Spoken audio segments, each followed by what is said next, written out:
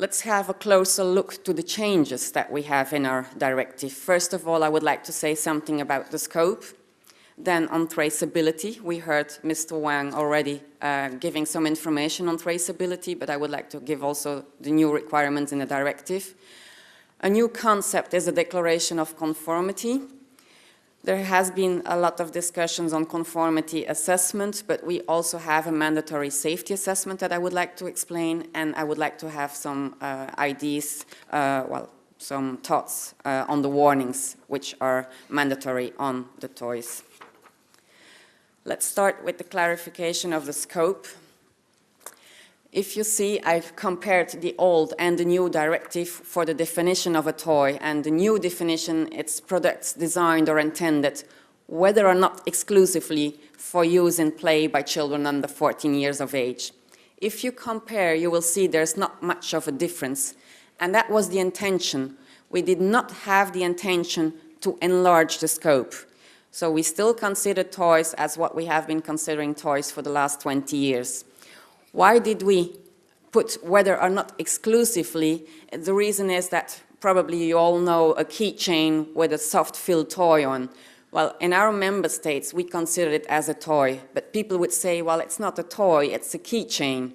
But because the keychain has the soft fill toy, we consider it as a toy, and therefore we inserted whether or not exclusively in the definition.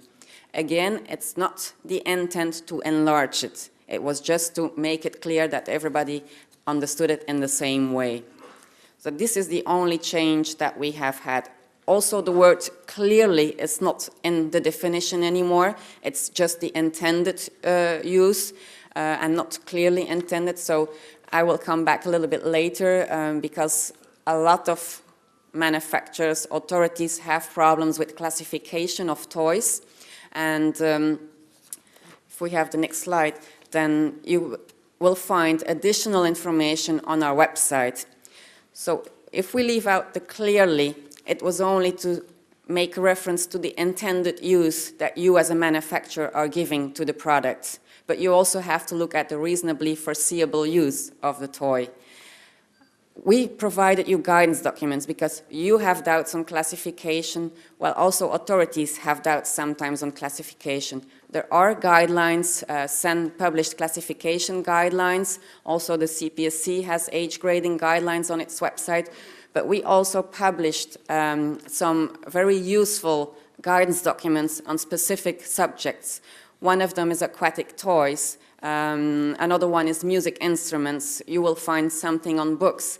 Please have a look at these guidance documents because they can really help you as a manufacturer to do a good classification and to see if your product falls into the scope of the directive. The directive also contains a list of products that are not regarded as toys. This is the famous Annex 1. First of all, this is a non-exhaustive list, meaning that we can add many more products on that list. But I also have to warn you that if you look at that list, you should not take the conclusion that if my product is not on that list, it's automatically a toy. No, you always have to look at the definition of a toy as well. So you have the list of products which are not regarded as toys, and then you have to always assess the definition to see if your toy, if your product is fulfilling the definition, yes or no.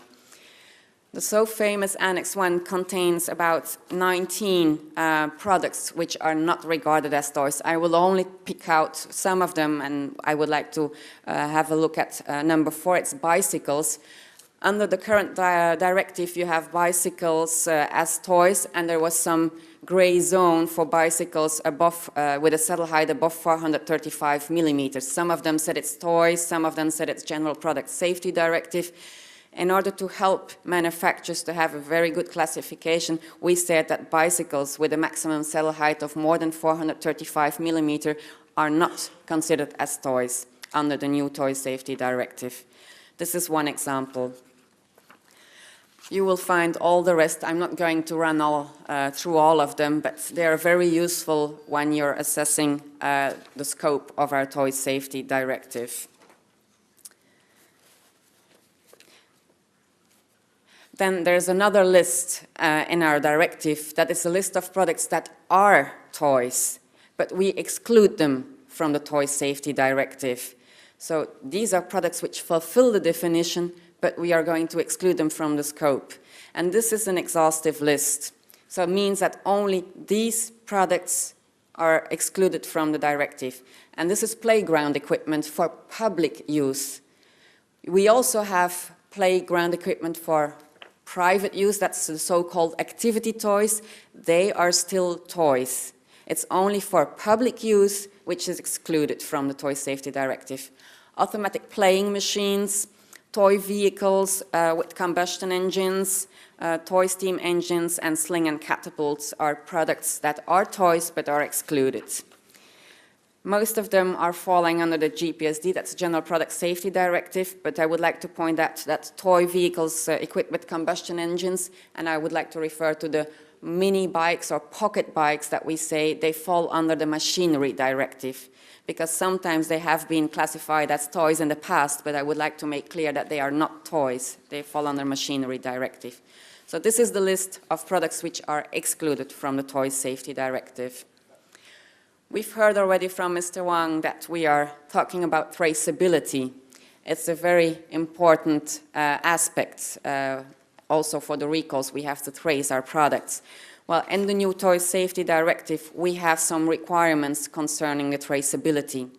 First of all, we asked the manufacturers that they ensure that their toys bear a type, batch, serial, or model number, or any other element allowing their identification.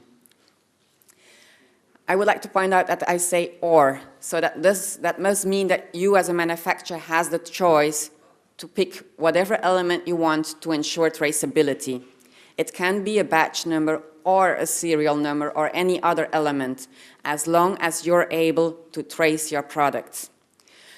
You also have to mention the name, registered trade name, registered trademark, and address on the toy, the packaging, or in a document accompanying the toy.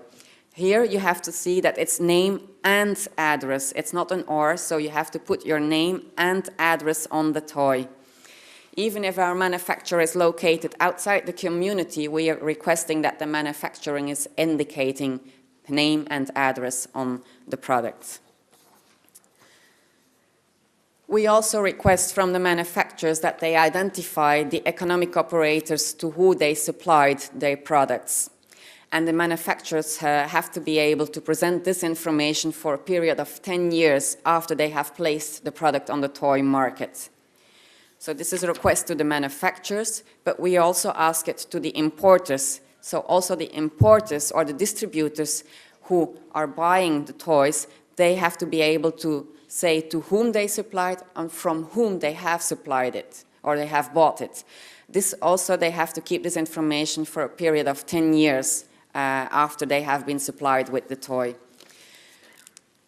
There's a difference between placing on the market and have been supplied with. You will find more information on definition of placing on the market in our Toy Safety Directive, and also there's a guidance document which gives you clearer indication on what is understood by placing on the market.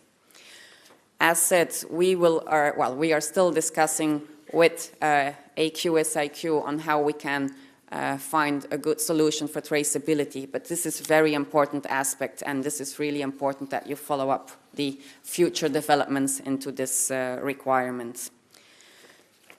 So I explained a little bit on the scope and on the obligation for the manufacturers on traceability.